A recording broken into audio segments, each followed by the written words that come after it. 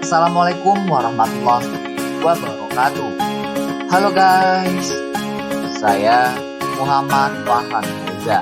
Ini 070111820250 kelas A kampus Indralaya, jurusan Ilmu Administrasi Publik.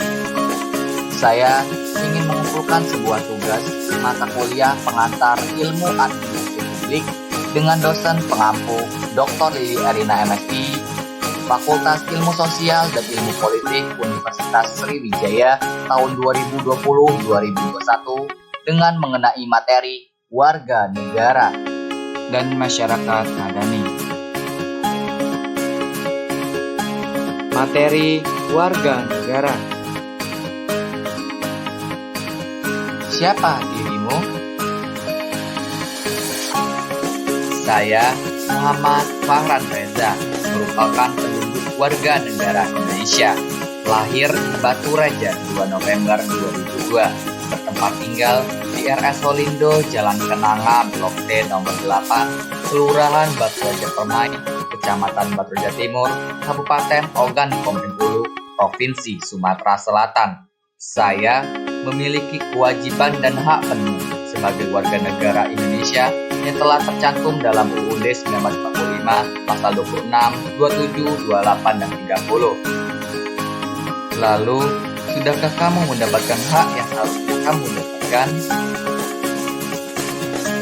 Sudah, saya sudah mendapatkan hak saya, yaitu 1.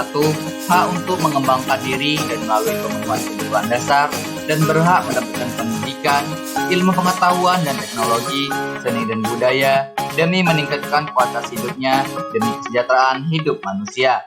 Bunyi pasal 28C ayat 1, di mana saya sudah disekolahkan dari TK, SD, SMP, sampai lulus SMA, dan bahkan sekarang saya sedang melanjutkan perguruan tinggi negeri studi strata 1 jurusan Ilmu Administrasi Publik Universitas Sriwijaya.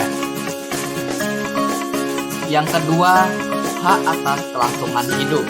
Setiap anak berhak atas kelangsungan hidup, tumbuh, dan berkembang, di mana saya sudah mendapatkan hak tersebut, yang mana saya sudah tumbuh dan berkembang dari bayi sampai dengan saat ini menjadi dewasa.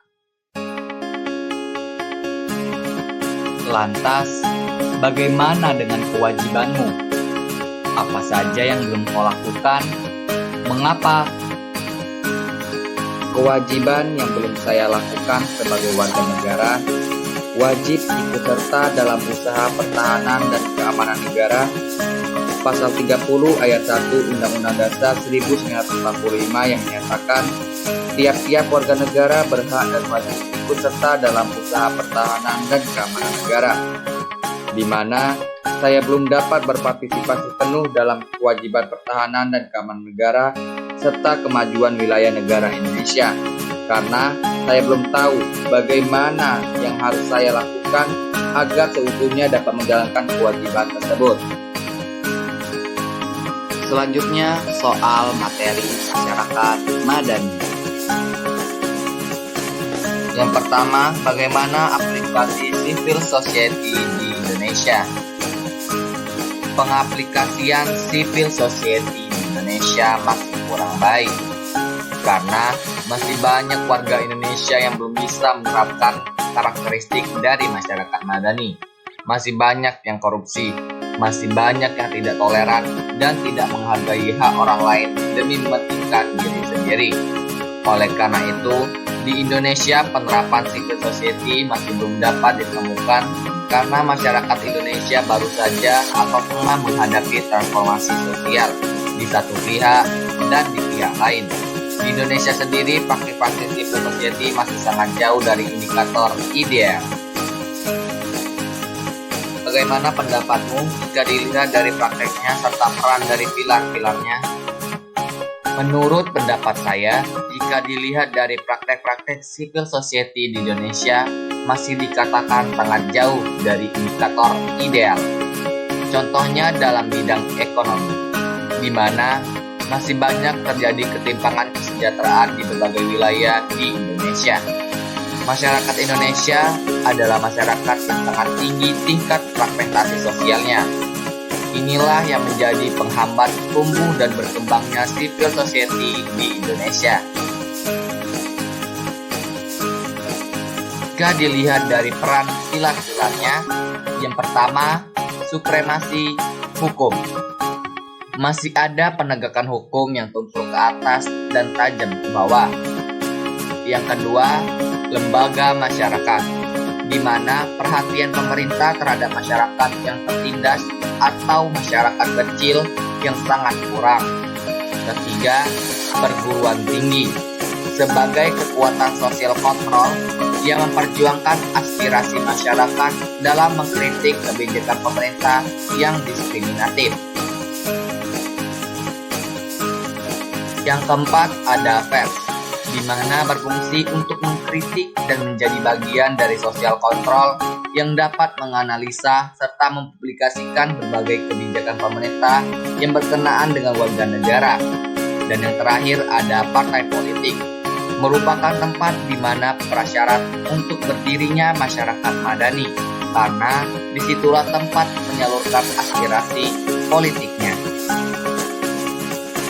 Soal yang ketiga, jika dilihat dari kondisi elemen masyarakat madani itu sendiri.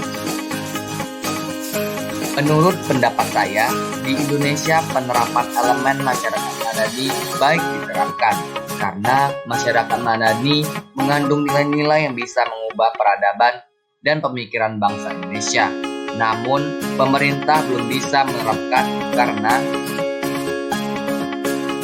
yang pertama ada keberadaan area ruang publik, di mana ruang publik sebagai sarana masyarakat beraspirasi, tetapi banyak masyarakat yang belum berani mengutarakan pendapat di ruang publik.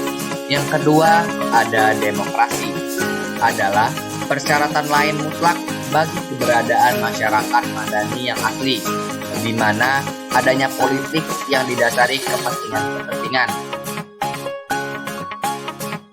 Yang ketiga ada toleransi, adanya kurang cara dalam berinteraksi di dalam masyarakat. Yang keempat, kemajemukan pluralitas dan pluralisme, merupakan persyaratan lain untuk di masyarakat madani.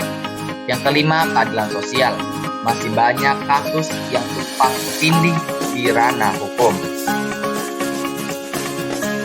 Melihat kendala dari civil society di Indonesia, bagaimana solusinya? Kendala dari civil society di Indonesia. Yang pertama, kurangnya sumber daya manusia yang belum memadai. Yang kedua, kondisi ekonomi yang kurang baik karena minimnya lapangan pekerjaan.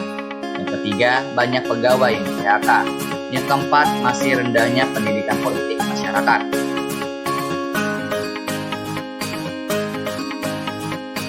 Solusinya, yang pertama, meningkatkan sumber daya manusia yang baik dengan membuka lapangan pekerjaan. Di samping itu agar kondisi ekonomi akan stabil. Yang kedua, meningkatkan pendidikan yang merata di setiap wilayah masyarakat Indonesia. Yang ketiga, menanamkan sejak kecil mengenai pendidikan politik yang baik di masyarakat. Mungkin itu saja yang bisa saya sampaikan mengenai tugas materi warga negara dan masyarakat madani di Indonesia. Saya akhiri. Wassalamualaikum warahmatullahi wabarakatuh. Terima kasih.